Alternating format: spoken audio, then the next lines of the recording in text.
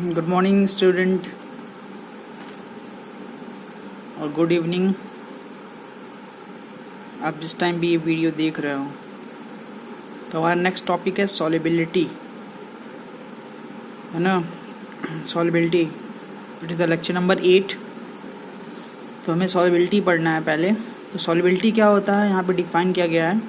Solubility of a substance is its maximum amount that can be dissolved in a specified amount of solvent। मतलब अगर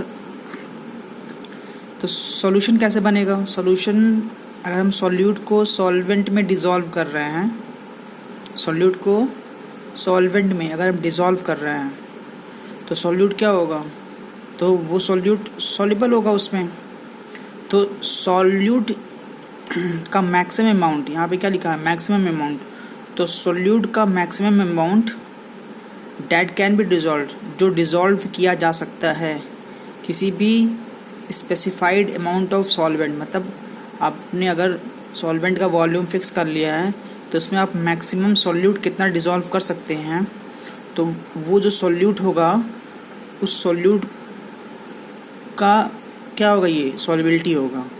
तो solubility किसी substance का है, मतलब सॉल्यूट का है जो सॉल्वेंट में क्या किया गया है, डिज़ोल्व किया गया है। तो फिर से देख लीजिए, तो सॉल्युबिलिटी ऑफ ए सब्सटेंस मतलब किसी सब्सटेंस का। तो यहाँ सब्सटेंस कहने का मतलब क्या है, सॉल्यूट का, है ना।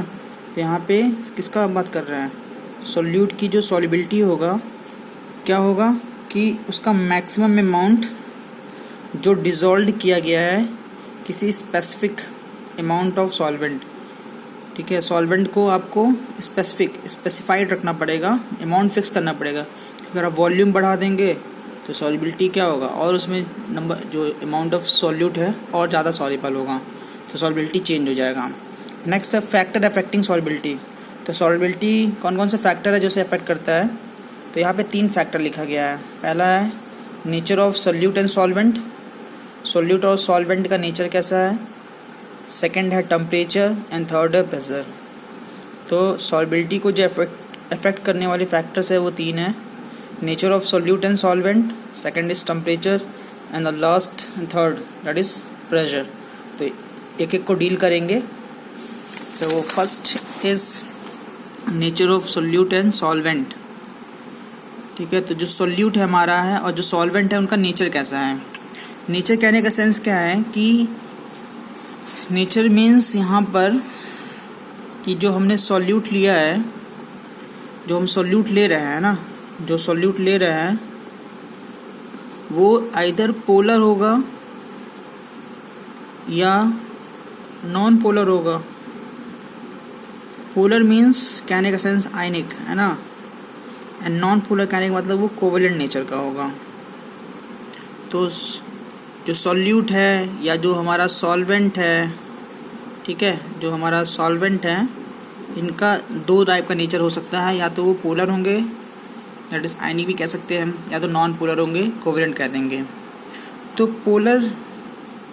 पोलर किसे कहते हैं, तो अगर किसी भी सब्सटेंस का dipole moment not equal to 0 आता है, डाइपोल मोमेंट अगर नॉट इक्वल टू 0 है तो पोलर है, और लेकिन अगर डाइपोल मोमेंट इसका 0 हो गया तो उसे क्या बोलेंगे, नॉन पोलर बोलेंगे। तो किसी भी सब्सटेंस का अगर डाइपोल मोमेंट म्यू को डाइपोल मोमेंट से दिखाते हैं, ये म्यू है, ये रिप्रेजेंटेशन है डाइपोल मोमेंट का। तो अगर म्यू का वैल्यू नॉट इक्वल टू 0 है तो वो जो सब्सटेंस होगा, जो सॉल्यूट या सॉल्वेंट होगा, वो पोलर होगा। लेकिन अगर म्यू का वैल्यू 0 है तो वो कैसा होगा, नॉन पोलर होगा। तो इससे हम लोग कंफर्म कर लेते हैं कि मॉलिक्यूल पोलर है कि नॉन पोलर है। तो पहला पढ़ते हैं nature of solute and solvent. तो यहाँ पे एक वर्ड लिखा है लाइक डिज़ोल्व लाइक, मतलब जो जैसा होगा वो उसमें डिज़ोल्व करता है। मतलब सॉल्यूट का नेचर 2, पोलर नॉन पोलर। तो लाइक डिज़ोल्व मतलब पोलर में डिज़ोल्व करेगा, नॉन पोलर में। तो वहाँ पे लिखा हुआ है that is polar in polar and non polar in non polar. मतलब पोलर में डिज़ोल्व और नॉन पोलर में डिज़ोल्व करेंगे। जैसे यहाँ पे एग्जांपल लिखा है NaCl जो है ये एक पोलर मॉलिक्यूल है, वाटर भी कैसा है, पोलर है। तो नमक को पानी में घोलोगे तो ये घुल जाएगा। तो पोलर इन पोलर सॉल्युबल है। नॉन पोलर, आयोडीन इसे नॉन पोलर, इट इसे कोवेलेंट नेचर शो करता है। कैसा नेचर शो करता है? कोवेलेंट। एंड CCl4 ले लीजिए, ये भी कोवेलेंट होगा। तो अगर आयोडीन को CCl4 में या अल्कोहल में डिसॉल्व करेंगे तो इसमें डिसॉल्व कर जाएगा। तो ये भी नॉन पोलर है, ये भी नॉन पोलर है। तो non polar in non polar. तो पोलर मॉलिक्यूल पोलर में सॉल्युबल होते हैं, डिसॉल्व करते हैं, नॉन पोलर नॉन पोलर में। तो उसी को यहाँ पे लिखा है कि लाइक डिसॉल्व लाइक। यहाँ पे एक एग्जांपल लिया गया है NaCl और वाटर का। NaCl कैसा है? पोलर मॉलिक्यूल है। वाटर भी कैसा है? पोलर मॉलिक्यूल है। अब पोलर के लिए म्यू क्या होता है? Not equal to 0। NaCl अगर पोलर है तो इसमें दो आयन्स होंगे, एक कैटायन होगा, एक एनायन होगा। तो Na+ आयन और Cl- आयन एग्जिस्ट करेंगे। अगर ये ब्रेकआउट करेगा NaCl, तो अगर ये टूटेगा तो Na+ में टूटेगा और किस में टूटेगा? Cl- में टूटेगा। और वाटर का स्ट्रक्चर सबको पता है, ऐसा होता है ना? sp3 हाइब्रिडाइज्ड होता है विद द 2 लोन पेयर, है ना? 2 lone pair and 2 bond pair होता है। तो यहाँ पे इसके 2 बॉन्ड पेयर ही हैं और जो 2 लोन पेयर है यहाँ पे नेगेटिव चार्ज से रिप्रेजेंट किया जा रहा है उसको। अब देखिए जैसे नमक है तो इसमें जैसे ही NaCl को पानी में डिसॉल्व करेंगे तो जो NaCl है वो टूट जाएगा। NaCl क्या होगा? टूट जाएगा। किसमें? Na+ में, यहाँ देखिए Na+ लिखा हुआ है। और किस में टूट जाएगा? Cl- में ये टूट जाएगा। और जो वाटर का मॉलिक्यूल है, वाटर का मॉलिक्यूल क्या करेगा? इसके तरफ, इसको चारों तरफ से घेर लेंगे। तो वाटर में जो हाइड्रोजन आयन है वो ऑक्सीजन क्लोरीन को घेरेगा, क्योंकि क्लोरीन पे नेगेटिव चार्ज, हाइड्रोजन पे पॉजिटिव चार्ज। तो कुछ इस तरह सर्कल बनेगा। मतलब चारों तरफ से हाइड्रोजन हाइड्रोजन होंगे। तो चारों तरफ से हाइड्रोजन हाइड्रोजन, है ना? चारों तरफ से हाइड्रोजन हाइड्रोजन होंगे।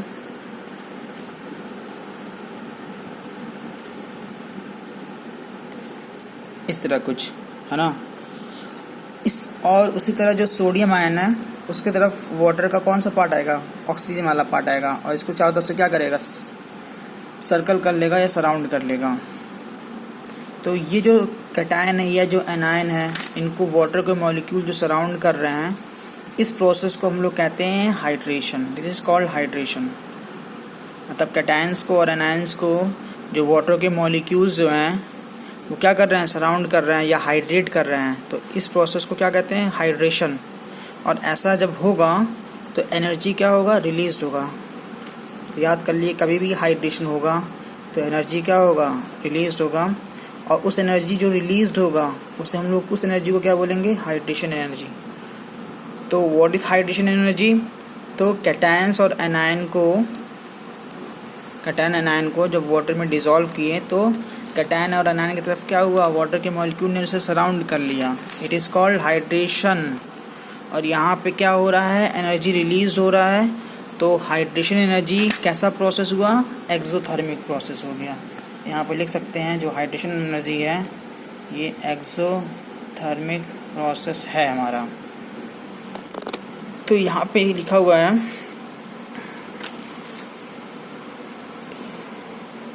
चलिए नेक्स्ट पढ़ते हैं। एक चीज़ और यहाँ पे पढ़ना है कि जब NaCl को हम लोग पानी में डिसॉल्व करेंगे तो NaCl टूटेगा। किसमें? सोडियम आयन पे और क्लोराइड आयन में टूटेगा। तो देखिए NaCl में आयनिक बॉन्ड होगा, उस बॉन्ड को तोड़ना पड़ेगा। तो अगर तोड़ना है तो वहाँ पे क्या होगा? एनर्जी रिक्वायर्ड होगा। और लैटिस मतलब ये जाल है इनका, जो NaCl होंगे एक लैटिस के फॉर्म में अरेंज हो गए। 3 डायमेंशनल लैटिस होगा इनका। सॉलिड है तो सॉलिड लैटिस फॉर्म में अरेंज होते हैं। NaCl सॉलिड है तो सॉलिड एक लैटिस फॉर्म में अरेंज होते हैं। लैटिस क्या होता है? 3 डायमेंशनल अरेंजमेंट होता है। मतलब 3 डायरेक्शन में, एक्स एक्सिस, वाई एक्सिस और जेड एक्सिस पे जो 3 डायमेंशनल अरेंजमेंट होता है एटम्स के या मॉलिक्यूल्स के, आयंस के, उसी को लैटिस बोलते हैं। तो NaCl लैटिस के फॉर्म में अरेंज होगा। और इसको तोड़ने के लिए एनर्जी क्या होगा? रिक्वायर्ड होगा। तो जो इसको रिक्वायर्ड एनर्जी है उस एनर्जी को हम लोग क्या कह रहे हैं? Lattice energy. क्या कह रहे हैं? Lattice energy. तो लैटिस एनर्जी रिक्वायर्ड है। और जो हाइड्रेशन एनर्जी है वो क्या है हमारा? वो रिलीज हो रहा है। यहाँ पे हाइड्रेशन एनर्जी रिलीज हो रहा है और लैटिस एनर्जी क्या है हमारा? रिक्वायर्ड है।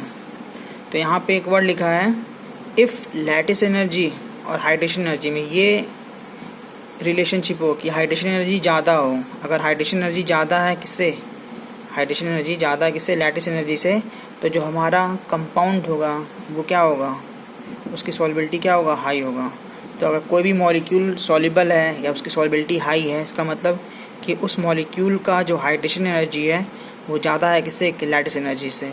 लेकिन अगर इसका उल्टा कर दो, लैटिस एनर्जी अगर ज़्यादा हो रहा है तो मॉलिक्यूल कैसा होगा, इनसॉल्युबल हो जाएगा। नेक्स्ट है, ये हम लोग सॉलिड के लिए पढ़ रहे थे। गैस के लिए एक बात कर लेते हैं। अभी तक क्या किए थे, सॉलिड इन लिक्विड पढ़ रहे थे। जैसे NaCl सॉलिड है, वाटर में डिजोल्व के लिक्विड में, तो सॉलिड इन लिक्विड था। गैसेस के लिए अगर बात करें, इन गैसेस इन लिक्विड है ना, फॉर गैसेस इन लिक्विड, अगर लिक्विड गैसेस इन लिक्विड के बारे में बात करते हैं सॉल्युबिलिटी नेचर ऑफ में, तो जो ऑक्सीजन है, जो नाइट्रोजन है, जो हीलियम गैसेस हैं, ये लेस सॉल्युबल है वाटर में। ये क्या होते हैं, लेस सॉल्युबल होते हैं। किसके कंपेयर में, सल्फर डाइऑक्साइड और HCl गैस में। जो HCl है इसके कंपैरिजन में ये सब क्या है, लेस सॉल्युबल किसमें, वाटर में। क्यों, क्योंकि जो ऑक्सीजन है, नाइट्रोजन है, हीलियम है, ये सब इनर्ट होते हैं। क्या होते हैं, इनर्ट होते हैं, मतलब रिएक्ट नहीं करते वाटर के साथ। जबकि SO2 और HCl क्या करते हैं, रिएक्ट कर लेते हैं। तो यहाँ पे लिखा है gas which react with the water, मतलब जो गैस रिएक्ट कर लेगा वाटर से उसकी सॉल्युबिलिटी क्या होगा, हाई होगा। जैसे सल्फर डाइऑक्साइड, ये वाटर से रिएक्ट करेगा, सल्फ्यूरिक एसिड या सल्फरस एसिड, तो कुछ भी बना सकते हैं। तो वो गैसेस जो क्या है वाटर से हाईली रिएक्ट करेंगे उनकी सॉल्युबिलिटी हाई होगा, और जो नहीं रिएक्ट करेंगे उनकी सॉल्युबिलिटी क्या होगा, लो होगा। और इसको हम लोग एक तरीके से और निकाल सकते हैं, बाद में पढ़ेंगे उसको, सरफेस केमिस्ट्री में पढ़ेंगे कैसे इसको हम निकालते हैं। नेक्स्ट है, तो इसीलिए लिखा हुआ है कि oxygen, nitrogen, helium not react with the water so less soluble. ये सब नहीं रिएक्ट करेंगे वाटर के साथ, नॉट रिएक्ट, इसलिए क्या होंगे, ये लेस सॉल्युबल हैं। नेक्स्ट है टेम्परेचर। तो solute plus solvent is equal to solution होता है। तो यहाँ पे हमें दो सोल्यूशन के बारे में बात करना है। जैसे अभी हम लोग ऊपर देखे थे कि हम लोग एक डील कर रहे थे क्या, सॉलिड इन लिक्विड के साथ, और एक क्या डील कर रहे थे, solid in gas in liquid के साथ डील कर रहे थे। तो यहाँ पे भी दो फैक्टर को लेके डील करेंगे हम लोग। तो दो फैक्टर कौन कौन सा है, सॉलिड इन लिक्विड पहला कंडीशन, गैस इन लिक्विड दूसरा कंडीशन। तो अगर सॉलिड इन लिक्विड है तो वहाँ पे देखना पड़ेगा कि रिएक्शन कैसा है, एंडोथर्मिक है कि एक्सोथर्मिक है। अगर एंडोथर्मिक रिएक्शन है तो अगर हम टेम्परेचर बढ़ाएंगे, अगर कोई रिएक्शन अगर एंडोथर्मिक है, एंडोथर्मिक मतलब उसका डेल्टा एच क्या होगा, पॉजिटिव होगा, और एक्सोथर्मिक में क्या होगा, डेल्टा एच नेगेटिव होगा। तो अगर कोई रिएक्शन एंडोथर्मिक है तो उसका जो हीट ऑफ एंथैल्पी होगा वो पॉजिटिव होगा, हीट ऑफ रिएक्शन। तो अगर हम उस रिएक्शन का टेम्परेचर बढ़ाते हैं, इंक्रीज़ करते हैं, ये इंक्रीज़ लिखा हुआ है, ठीक है। अगर उस रिएक्शन का टेम्परेचर अगर हम लोग इंक्रीज़ कर रहे हैं तो रिएक्शन फॉरवर्ड डायरेक्शन में शिफ्ट करेगा।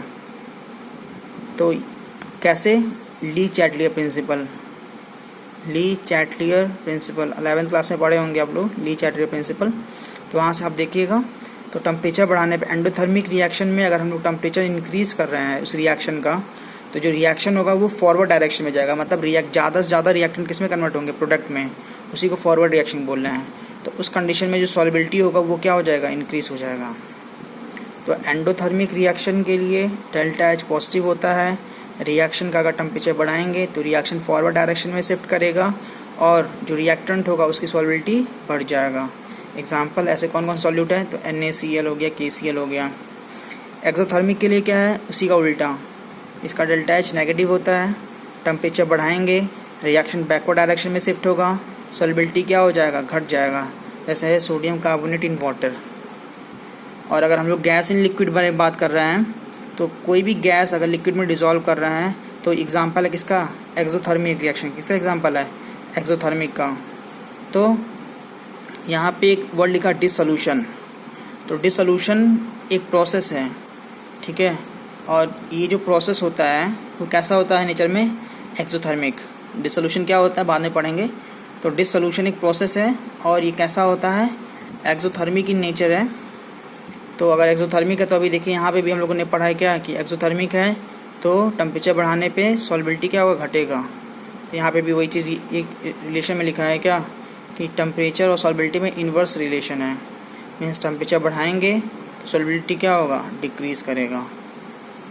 तो सॉलिड इन लिक्विड में दो, एंडोथर्मिक एक्सोथर्मिक, और गैस इन लिक्विड में एक ही कंडीशन है, कौन सा, एक्सोथर्मिक वाला। तो एक्सोथर्मिक में देखिए क्या हो रहा है, टेम्परेचर बढ़ाने पे सॉल्युबिलिटी घट रहा है। तो ये दो फैक्टर हो गया। लास्ट फैक्टर जो है हमारा है वो है प्रेशर।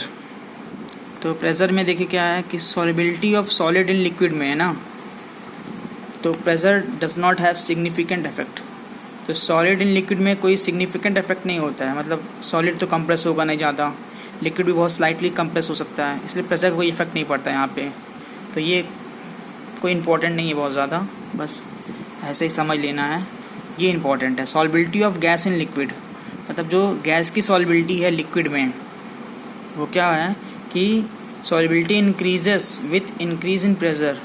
मतलब सॉल्युबिलिटी जो होगा किसका, गैस का, वो क्या होगा, इंक्रीज़ करेगा अगर हम लोग क्या कर रहे हैं, प्रेशर बढ़ा रहे हैं। तो प्रेशर बढ़ाने पे सॉल्युबिलिटी जो होगा वो इंक्रीज़ कर जाएगा।